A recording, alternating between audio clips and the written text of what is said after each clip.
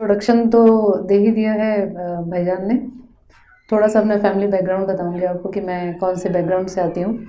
वो इसलिए बताऊंगी कि जिस तरह से मैं जॉब करती हूँ तो आप कनेक्ट कर पाएंगे कि आप कैसे बैकग्राउंड से आते हैं, तो आप अपने प्रोफेशनल लाइफ में भी उसको अपने पारिवारिक लाइफ जो आपकी पेरेंट्स ने आपको शिक्षा दी है उसको आप कैसे तालमेल बना के रखते हैं।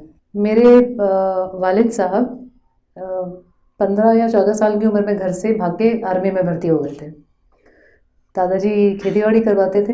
वो बोले मुझे खेती नहीं करनी है और मुझे कुछ बनना है, तो भागे भर्ती हो गए। शादी हो चुकी थी, मम्मी को छोड़ गए पीछे, बोले जब नौकरी लग जाएगी तब आके ले जाऊंगा।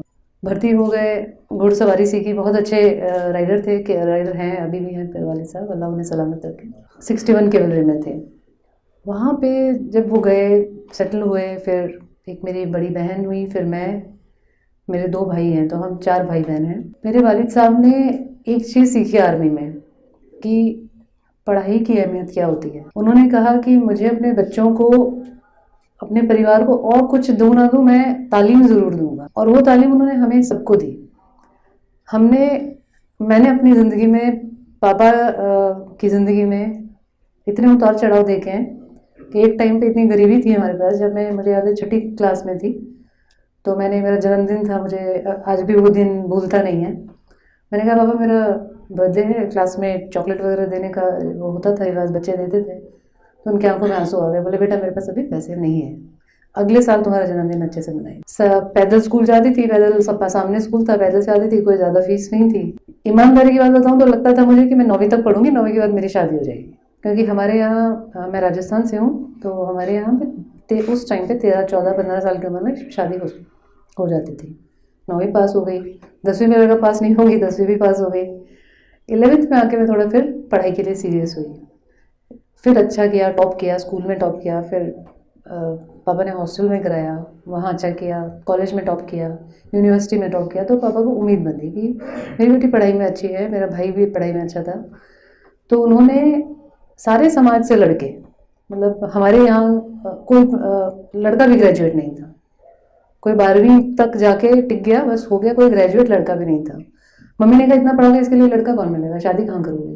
तो पापा बोले नहीं मुझे इसको पढ़ाना है, जो मैं चाहता हूँ कि उनका वो क्योंकि खुद डिफेंस से थे, तो वो यूनिफॉर्म सर्विसेज के लिए उनका बहुत चाव है। तो उन्होंने पढ़ाया पूरी आज़ादी में। मैं मेरे भाई से ज़्यादा, मेरा भाई मुझसे 2 साल छोटा है, मेरे भाई से ज़्यादा मुझे पैसे देते थे। मेरे भाई को स्कूटर देते थे, बाइक देते थे, मुझे कार देते थे। मुझे कार खुद चलानी सिखाई और आधा घंटे में सिखाई। भाई को बोले कार चलाना सिखाओ, उसने 2-3 दिन मुझे ऐसे ऐसे घुमाया और उसने सोचा कार इसको मिल जाएगी तो मैं क्या लूँगा। बोला ये नहीं सीखेगी। बोला मैं सिखाता हूँ। 5 पत्थर लेके खड़े हुए छोटे छोटे से, बोले तुम वहाँ से कार लेके आओ, ये 4 गियर हैं इसके, मैं जहाँ पत्थर गिराऊंगा वहाँ पे ब्रेक लग जाना चाहिए, पत्थर के ऊपर टायर नहीं चलना चाहिए। बस वो एक गली में चलाया, सीख गई। बोले चलो मार्केट चलो, घूम के आए। वापस अब जब चढ़ाने लगे गाड़ी रैंप पे, तो एक साइड से भिड़ गई थोड़ी सी। वो पहली बार भिड़ी थी, पहली और आखिरी बार। फिर हथौड़ा वथौड़ा लेके खुद ही उन्होंने ठीक कर दी अपनी। तो पापा ने बहुत कॉन्फिडेंस दिया, मम्मी ने बहुत साथ दिया, घर वालों का बहुत साथ रहा, मेरे भाई ने बहुत सपोर्ट किया। फिर जब मैंने कहा मैं दिल्ली आके पढ़ना चाहती हूँ, तो मेरे पापा और भाई ने, मम्मी ने आई मुझे दिल्ली छोड़ने। मुझे यहाँ पे पूरा फ्लैट किराए पे लेके दिया। उस टाइम पे भी हमारी कोई बहुत ज़्यादा फाइनेंशियल कंडीशन इतनी अच्छी नहीं थी, लेकिन मेरे लिए उन्होंने किया। मेरा भाई उस टाइम पे यूएसए गया था एमबीए करने, उसके लिए ज़मीन बेची, लोन लिया। तो दोनों चीज़ें एक साथ हो रही थी, उनके ऊपर फाइनेंशियल बर्डन बहुत था। तो एक लड़कियाँ सेंसिटिव ज़्यादा होती हैं, तो मेरे को भी लगा कि पापा मम्मी ने इतना कुछ किया तो मुझे तो करना ही है। अब मैं अगर नाकाम होकर जाऊँगी तो फिर मैं उनको क्या मुँह दिखाऊंगी और वो समाज को क्या मुँह दिखाएंगे। समाज तो ताने मारेगा, तो समाज का काम क्या है। समाज तो जो लोग नेगेटिविटी नहीं लेना चाहते हैं वो लेके ताने तो मारेंगे। तो मेरा फ्लैट था 4थे फ्लोर पे, राजेंद्र नगर में रहती थी मैं किराए से। 8,000 किराया था मेरा। तो मुझे याद है कि मैं जब पढ़ती थी तो टिफ़िन आता था मेरा खाने का। मैंने इसलिए खाना कम कर दिया कि नींद आएगी। दोपहर में 1 रोटी खाती थी, शाम को 1 रोटी खाती थी, रात में दूध पीती थी 1 गिलास। पढ़ाई करती थी, पूरी रात पढ़ती थी, सुबह नहा के क्लास में जाती थी और क्लास से वापस आके 2 घंटा सोती थी, फिर शाम को पढ़ती थी, फिर 1 घंटा सोती थी, फिर पूरी रात पढ़ती थी। एग्ज़ाम जब होते थे तो मेरी मम्मी और मेरा भाई आ जाते थे कि एग्ज़ाम सेंटर वगैरह दूर पड़ता था। एग्ज़ाम से 1 महीने पहले तक मैं अपने रूम से बाहर नहीं निकलती थी। जो सामान मंगवाना होता था दुकान वाले को फ़ोन कर देते थे, लड़का ऊपर दे जाता था। मेरी कार बाहर खड़ी होती थी, दिल्ली में पार्किंग की बड़ी प्रॉब्लम है, तो मैं उनको बोलती थी कि आप आ रहे हो तो मैंने महीने भर से कार नहीं चेक की, पता नहीं चोरी हो गई क्या, देख लीजिएगा, आते हुए चेक करके आइएगा। मेहनत बहुत करी है और ऊपर वाले ने मेहनत का फल भी दिया, ये नौकरी मिली। अब ये नौकरी के साथ जिम्मेदारियाँ बहुत बड़ी होती हैं। जैसे कि सौरभ ने कहा पुलिस वाले झूठ बोलते हैं, पुलिस वाले ना बीच में फंसे रहते हैं। मेरे साथ क्या है, मेरे पापा मुझे कहते हैं कि आर्मी अच्छी होती है पुलिस से, सौरभ से बात होती है तो कहते हैं कि मीडिया अच्छी होती है पुलिस से। हम तो बीच में फंस गए। कुछ चीज़ें एक्सपीरियंस अपने जॉब के मैं आपसे शेयर करूँगी। मेरा काम करने का तरीका एज अ पुलिस ऑफिसर अलग है, इसलिए मुझे देखा भी दूसरी तरीके से जाता है कि बहुत स्ट्रिक्ट ऑफिसर है, किसी की सुनती नहीं है, जो मैं सुनती भी नहीं हूँ। मेरे पापा भी ऐसे ही हैं, जैसे कि कहते हैं ना कि ब्लैक एंड वाइट ही आपको दिखती है दुनिया, ग्रे नहीं है। मेरी लाइफ में ग्रे नहीं है। मैं या तो आदमी अच्छा है या बुरा है, जो कभी अच्छा कभी बुरा है वो मेरे लिए नहीं होता। अब मैं ऐसी ही हूँ, मैं बचपन से ऐसी हूँ, तो मैं अपने आप को चेंज कर भी नहीं सकती। जब मैंने दिल्ली में अपना काम शुरू किया, नौकरी शुरू की, तो दिल्ली में चीटिंग के केसेस भी इस तरह के भी आते हैं, झूठे भी आते हैं, गरीबों के केस आते हैं। मुझे तो काम का इतना कीड़ा है कि मैं 2 दिन घर नहीं जाती थी। सुनवाई पूरी करी, हाथों हाथ एफआईआर बनती है तो करवाई। अब पुलिस के पास क्या होता है कि 2 पार्टी आती है। अब जर्नलिस्ट तो है, फील्ड में जाएंगे, 10 लोगों से बात करेंगे, अपना एनालिसिस करके दे देंगे। हम एनालिसिस नहीं कर सकते ना ऐसे। हमारे पास 2 पार्टी आएंगी, ऑब्जेक्टिव है, हमारे पास फैक्ट्स है सामने। एक पार्टी ने ये कहा, दूसरी पार्टी ने ये कहा। हाँ, हमें उसको जज करना है फैक्ट्स के बेसिस पे, एविडेंस के बेसिस पे। तो हम दोनों पार्टी को तो खुश नहीं कर सकते। हम एक पार्टी को खुश कर सकते हैं जिसके साथ न्याय करेंगे। जो अभी अहमद भाई कह रहे थे कि जस्टिस जो होता है, जस्टिस दिलाने का काम बहुत इंपॉर्टेंट होता है। जस्टिस से ही सारी हमारी बुनियाद खड़ी होती है। लेकिन जस्टिस दिलाना बहुत मुश्किल काम है। मुश्किल इतना कि अगर आप जस्टिस दिलाने पे ही रहो कि हमें हाँ करवाना है, तो आपको फिर लड़ने के लिए पूरा तैयार रहना पड़ेगा अपने आप से भी, कि मैं जो कर रही हूँ क्या ये मेरे को आगे जाके नुकसान करेगा। मुझे पता है करेगा, लेकिन मैं करती हूँ, क्योंकि मेरे को जो नुकसान करेगा वो क्या करेगा कि मेरे को थोड़ी सी टेंशन होगी, एंग्जाइटी होगी, हो सकता है मेरी हेल्थ ख़राब हो, जो कि हुआ भी मेरे साथ। लेकिन मेरे को इस बात का बहुत फ़ख्र है कि ऊपर वाले की दुआ से आज तक की 13 साल की नौकरी में मैंने किसी एक आदमी के साथ अन्याय नहीं किया। मेरे पास गरीब लोग अगर आए, मान लीजिए मैं जब एक जगह पोस्टेड थी तो बिहार के या यूपी के थे 3 लोग, बोले हमने तीनों ने पार्टनरशिप में फ्लैट खरीदा, बना भी दिया, बंद पड़ा था, हम लोग तो यूपी रहते हैं, सोचा था बाद में आके यहाँ पे बेच देंगे इसको, किसी ने कब्जा कर लिया। तो मेरा काम करने का तरीका बहुत लोगों को पसंद नहीं आता। तो किसी के साथ अन्याय नहीं किया, ये मुझे इस चीज़ का बहुत सुकून है। हाँ, जब आप ये सोच लेते हो कि मेरे को लालच नहीं है किसी चीज़ का, मुझे ना पोस्टिंग का लालच है ना पैसे का लालच है, तो सिस्टम से आप बाहर होकर भी मैंने नाम कमाया है, मेरा नाम है, मुझे उसी से सुकून मिलता है।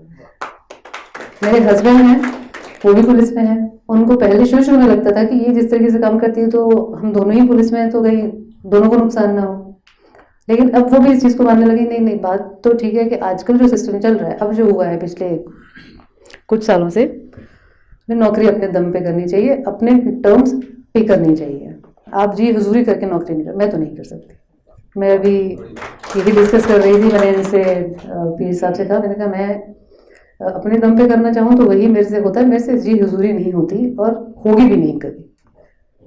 तो ऊपर वाले से यही दुआ है कि हमारे साथ ये उनका बना रहे, ऊपर वाले के लिए हम लोगों के साथ न्याय करते रहें, खुद करते रहें, डायरेक्टली इनडायरेक्टली करवाते रहें, क्योंकि लोग भी जानते हैं, जूनियर्स भी हैं, सीनियर्स भी हैं, सारे लोग बुरे नहीं हैं, कुछ अच्छे लोग भी हैं जो हमारे कहने से कुछ लोगों की मदद भी कर देते हैं। एक आदमी की भी आप मदद कर दो तो क्या कोई वो नहीं है। एक हमारे यहाँ वाक़या हुआ था, आपने सुना होगा, तो दिल्ली में एक जहांगीरपुरी करके एरिया है, वहाँ बांग्लादेशी साइड के और इधर के वेस्ट बंगाल के ज़्यादा लोग रहते हैं, वहाँ क्राइम बहुत है।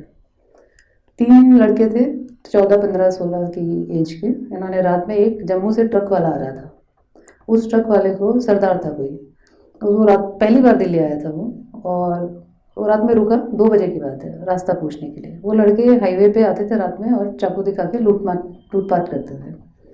वो सरदार के पास एक लड़का बाइक पे बैठा रहा, 2 गए उसको लूटने, उसके पास 50-60 हज़ार रुपये थे, जो कि उसने अपने ऐसे साइड में जेब में डाले हुए थे। वो जब नीचे से उतर के वापस आया था, 2 लड़कों ने उसे पकड़ लिया, उनकी मारपीट हुई। सरदार अच्छा खासा तगड़ा आदमी था, उसने उन दोनों को पटक दिया नीचे।